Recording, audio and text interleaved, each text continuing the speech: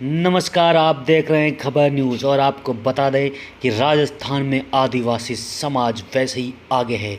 जहां राजनीतिक क्षेत्र में बड़े बड़े नेता हैं तो वहीं ब्यूरोक्रेसी में आईएएस आईपीएस में भी मीना समाज का बड़ा सारा योगदान है। तो वहीं महिला भी पीछे नहीं हट रही है।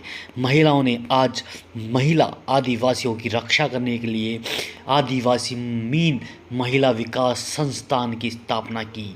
इसके बाद पिंक सिटी प्रेस क्लब में अपनी भावी कार्य प्रणाली के बारे में बताया। देखते हैं इस योजना दो केस आए हैं।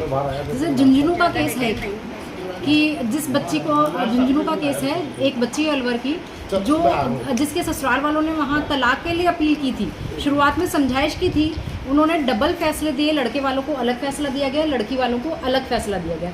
जबकि कायदा ये कहता है कि दोनों को फैसला एक तरह से दिया जाता है। उसके बाद उस लड़की के चरित्र हनन करते हुए उसके ऊपर कैरेक्टर के ऊपर गलत टिप्पणियाँ की, वो भी सोशल मीडिया में। वो लड़की एप्लीकेशन लेके हम लोग के पास आई थी। उसके बाद ही हम लोगों ने सोचा कि भाई जब लड़कियों की बातें संगठनों में सुनी ही नहीं जा रही हैं, कि वो लड़कियां इतनी परेशान है, एजुकेटेड है, इतने संगठन है और उनकी बातें नहीं सुनी जा रही, तो महिला संगठन होना बहुत बड़ी आवश्यकता हो गई है। और उस मुद्दे के बाद ही हम लोगों ने ये विचार किया कि महिलाओं का एक स्वतंत्र संगठन होना चाहिए।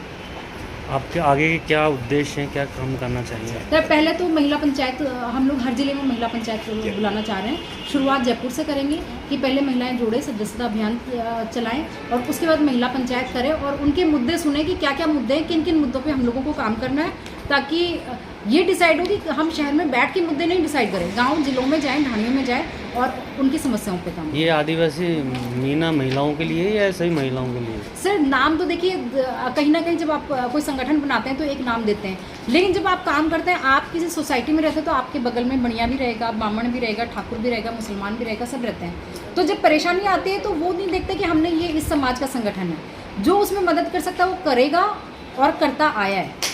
नहीं, आपके हित आदिवासी महिलाओं की तरफ ज़्यादा रहेंगे, जनरल महिलाओं की तरफ प्राथमिकता? देखिए, प्राथमिकता तो खुद के समाज से होती है। आज आप कुछ भी करोगे तो पहले अपने परिवार के लिए करोगे, फिर रिश्तेदारों के लिए, पड़ोसियों के लिए, और उसके बाद समाज आता है और उसके बाद सर्व समाज आता है। तो शुरुआत तो अपने से ही करेंगे, नो डाउट, लेकिन हमारा मुद्दा ये रहेगा कि हमारे जहाँ पे भी मदद की आवश्यकता होगी हम लोग करें। आपका नाम है?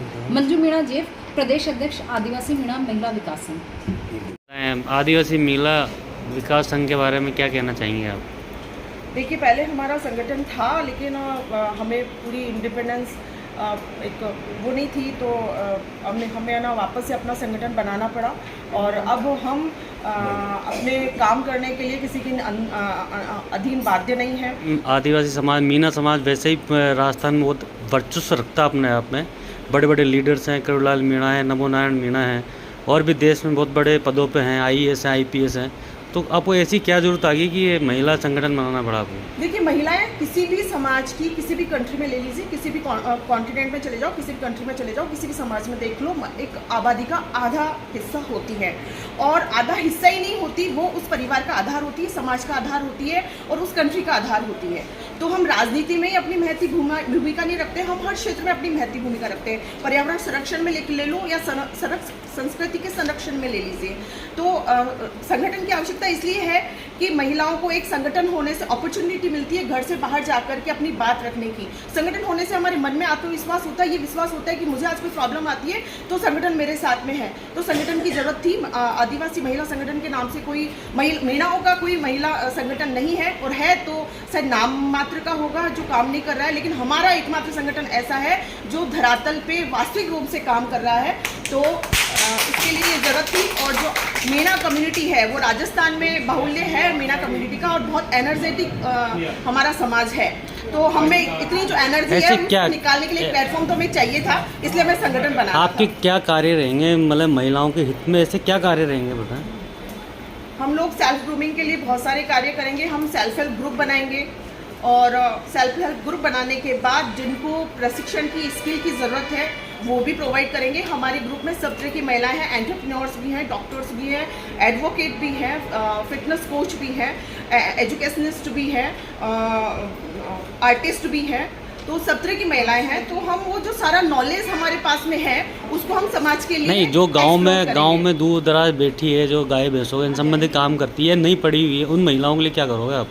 उन महिलाओं को हम उनकी बहुत सारी जैसे प्रॉब्लम्स हैं जैसे अभी वो अब घर से बाहर ही नहीं निकल पाई हैं, तो पहले उनको घर से बाहर उनको एक प्लेटफॉर्म प्रोवाइड करवाना, कैसे? उनके अंदर अपना विश्वास पैदा करना और उनमें है ना जागृति लाना हमारा कार्य होगा।